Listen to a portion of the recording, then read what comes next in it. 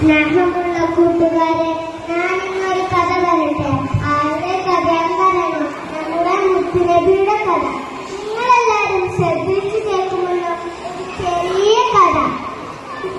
പ്രിയരെ, ഒരു ദിവസം നബി തങ്ങൾ വഴിയിലൂടെ സഞ്ചരിക്കുകയായിരുന്നു. അപ്പോഴാണ് കൂട്ടം ആൾക്കാർ വരുന്നു. അവൻ നബിയെ പരിഹസിക്കാനും കളിയാക്കാനും തുടങ്ങി. ഭ്രാന്തനെ നേരെ വിളിച്ച് കളിയാക്കി. എല്ലാം പുഞ്ചിരിച്ചു കേട്ടു നിന്നു. അപ്പോൾ അവർക്ക് നബിന്റെ കല്ലെടുത്തരാൻ തുടങ്ങി. നബിന്റെ കാലിൽ നിന്ന് ചോര വരാൻ തുടങ്ങി. അപ്പോൾ അവിടെ ജിബ്രീൽ അലൈഹിസ്സലാം വന്നു.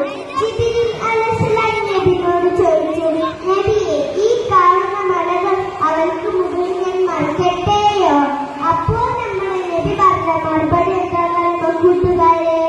വേണ്ട ജിബ്രീൽ, അവർ അറിവില്ലാത്ത സൗകര്യക്കാരാണ്. ഇതൊരു സ്വഭാവമല്ല കൂട്ടുകാരെ. നമുക്കും ഇന്നത്തെ പോലെ സ്വഭാവം വേണ്ടത്. റബ്ബ് തൗഫീഖ് നൽകട്ടെ. ആമീൻ. ഇന്ന് ഞാൻ പോട്ടെ. എന്റെ കഥ എല്ലാവർക്കും ഇഷ്ടപ്പെട്ടല്ലോ. അസ്സലാമു അലൈക്കും.